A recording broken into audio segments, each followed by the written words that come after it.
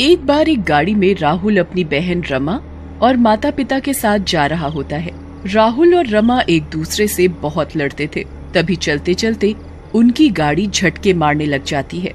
राहुल के पिता शंकर, जो कि कार चला रहे होते हैं, राहुल से बोलते हैं, अरे राहुल बेटा, ये गाड़ी ऐसे झटके क्यों मार रही है?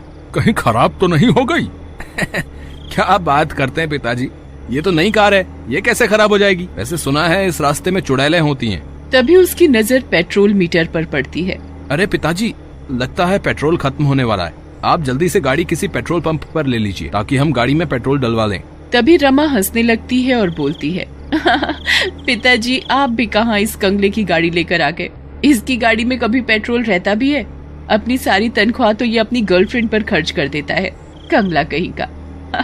खुद भूत जैसा है और चुड़ैलों की बातें करता है। रमा की इस बात पर राहुल को गुस्सा आ जाता है और वो रमा को बोलता है, बहुत हंसी आ रही है, घर चल, तेरे दांत वहीं तोड़ूंगा। मैं हमेशा पेट्रोल का टैंक फुल करवाता हूँ, अब पेट्रोल ही महंगा हो गया तो मैं क्या करूँ? और रही चुड़ैलों की बात, तेरे से बड़ी चुड़ैल है कोई दुनिया में? तभी तो कोई चुड़ैल हमारे पास नहीं आती। डर जाती है तेरी जैसी चुड़ैल को देख के, चुड़ैल कहीं की। तभी उन दोनों की बातें सुनकर कामिनी बोलती है, ओहो, तुम दोनों भी ना लड़ने का मौका नहीं छोड़ते हो, चुप करो। और सुनो जी, आप गाड़ी जल्दी से पेट्रोल पंप पर ले चलो, कहीं धक्के लगवा दो बीच रास्ते में। तभी शंकर को पेट्रोल पंप दिखाई देता है और वो गाड़ी पेट्रोल पंप के अंदर ले जाता है और पेट्रोल भरने वाले को बोलता है, अरे सुनो भाई, गाड़ी का टैंक फुल कर दो। पेट्रोल भरने वाला उन्हें बड़ी हैरानी से देखता है। ये देख राहुल उससे पूछता है, अरे भाई ऐसे क्या देख रहे हो? हम कोई मंगल ग्रह से आए हैं क्या? हैं? अरे नहीं भैया, इतने महंगे दामों पर कई दिनों बाद ऐसा कोई बंदा मिला है जो टैंक को फुल करने की बात कर रहा है। नहीं तो सबकी जेब ही खाली हो गई है, सब थोड़ा थोड़ा ही लेते हैं आजकल। वो लोग बात कर ही रहे होते हैं कि तभी रमा गाड़ी से उतरती है और पानी लेने दुकान की तरफ जाती है। उसे ऐसे जाते देख राहुल बोलता है, अरे रमा, कहाँ मरने जा रही है? गाड़ी में बैठ जा। क्या मुसीबत है? अरे अब क्या पानी भी लेने ना जाऊं? पानी खत्म है हमारे पास। ऐसा कहकर रमा गुस्से में पानी लेने जाती है। रमा जैसे ही टॉयलेट के पास से निकलती है, उसे बहुत जोर की बदबू आती है। ओहो, कितनी गंदी बदबू है, ये इंडिया में कोई नहीं सुधरने वाला। कितनी गंदी बदबू है, छी। फिर रमा आगे जाकर पानी ले लेती है और वापस अपनी गाड़ी के पास जाने लगती है। तभी उसे एक आवाज सुनाई देती है,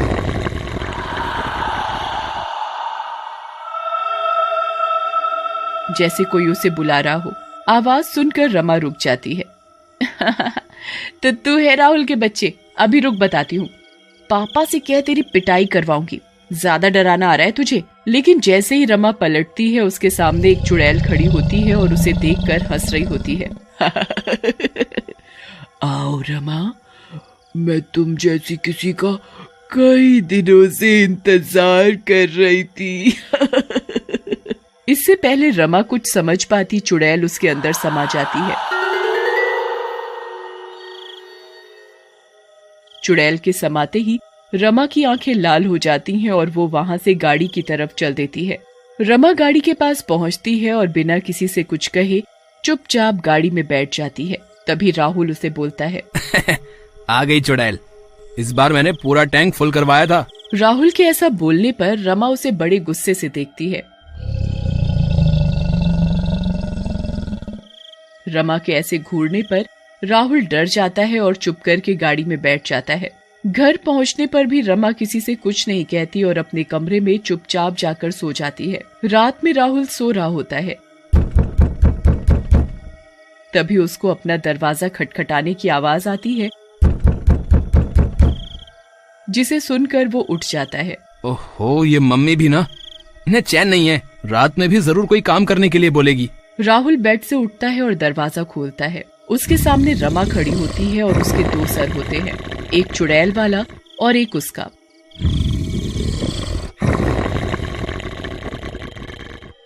अरे मर गया रे, ये क्या है? रमा चुड़ैल कैसे बन गई? बचाओ मम्मी। ये देखते ही राहुल चीखकर बेहोश हो जाता है। राहुल की चीखने की आवाज सुनकर उसके माँ बाप भागते हुए राहुल के पास आते हैं। उधर रमा भी चुपचाप अपने कमरे में चली जाती है।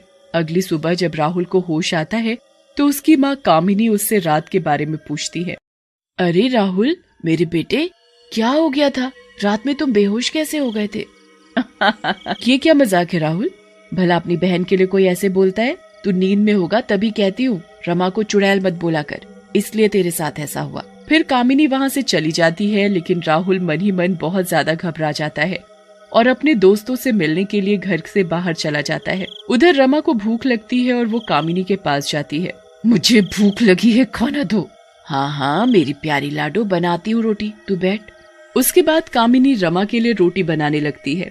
रमा भी एक के बाद एक करके सारी रोटियां खा जाती है और कामिनी के पास जाकर बोलती है, मुझे और भूख लगी है और रोटियां दो। ये सुनकर कामिनी भी घबरा जाती है और रमा को बोलती है, बेटी तेरी तबीयत तो ठीक है ना? तू पहले ही 20 रोटियां खा गई है, तेरा पेट खराब हो जाएगा। बुढ़िया भूख लगी है तो क्या रोटी भी ना खाऊं?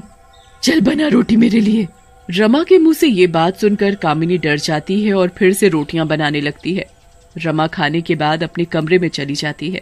रात में कामिनी ये बात शंकर को बताती है, जिसे सुनकर शंकर बोलता है, तुम माँ बेटे को कुछ नहीं आता, जब देखो भूत प्रेत चुड़ैल। अरे कुछ नहीं हुआ है, भूख लगी होगी तो बेचारी ज्यादा खा गई होगी। तुम भी ना, बच्चे ना खाएं तो भी टेंशन और खा लें तो भी टेंशन। चलो अब सोचो मत और सो जाओ।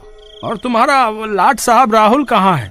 पक्का आवारा गर्दी कर रहा होगा, इतनी रात हो गई अब तक नहीं आया। रात में जब शंकर सो रहा होता है तो उसे घर के दरवाजे के खुलने की आवाज आती है। वो कमरे से बाहर निकलकर देखता है, रमा दरवाजा खोलकर जा रही होती है। अरे ये क्या हो रहा है? रमा इतनी रात को कहाँ जा रही है? मुझे देखना पड़ेगा। फिर वो चुपके से रमा का पीछा करता है। रमा घर से निकलकर गाड़ी के पास जाती है और गाड़ी में से पेट्रोल निकालकर पीने लग जाती है। उसका चुड़ैल वाला सर भी बाहर आ जाता है।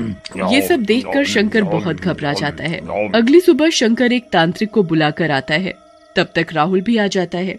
तांत्रिक शंकर से कहता है, सही किया शंकर बेटा, जो तुमने मुझे बुला लिया। तुम्हारे घर पर एक चुड़ैल का साया है और वो चुड़ैल तुम्हारी बेटी के शरीर में है। उसका कमरा कहाँ है? मुझे वहाँ ले चलो। फिर राहुल तांत्रिक को रमा के कमरे में ले जाता है। वहाँ रमा चुड़ैल के रूप में बैठी होती है। उसके 2 सर निकले होते हैं। आ गया तांत्रिक। लेकिन तू कुछ नहीं कर पाएगा, मैं इस लड़की का शरीर नहीं छोड़ूंगी। वो तो तुझे छोड़ना ही होगा चुड़ैल, नहीं तो मैं तुझे भस्म कर दूंगा। लेकिन तू ये बता कि तू चुड़ैल कैसे बनी और पेट्रोल क्यों पीती है? जल्दी बता। मेरा नाम वाणी है और मैं बहुत ही घुमक्कड़ थी। अपनी कमाई का ज्यादातर हिस्सा मैंने अपने घूमने में लगा दिया, लेकिन जब से ये पेट्रोल महंगा हुआ मेरी कमाई घट गई।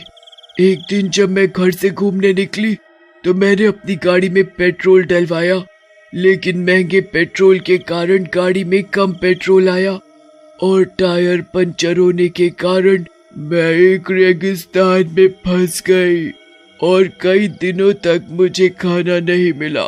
भूखे होने के कारण मैंने गाड़ी में पड़ा हुआ पेट्रोल ही पी लिया और मेरी मौत हो गई। बस तब से मैं दूसरों के शरीर पर कब्जा करती हूँ ताकि घूम सकूं और पेट्रोल पीती रहूं। मुझे पेट्रोल की खुशबू बहुत अच्छी लगती है।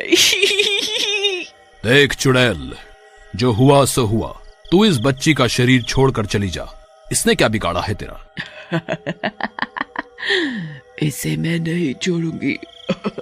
ये लड़की ही मेरी सारी इच्छाएं पूरी कर सकती है। मैं नहीं छोड़ूंगी इसे। लेकिन तभी तांत्रिक अपने पास से एक बोतल निकालता है। उसमें थोड़ा सा पेट्रोल होता है और पेट्रोल की खुशबू से चुड़ैल उस बोतल में खींची जाती है और उसमें कैद हो जाती है। चुड़ैल, मैंने तुझे एक मौका दिया था, लेकिन तूने मेरी बात नहीं मानी। अब रह इस कैद में।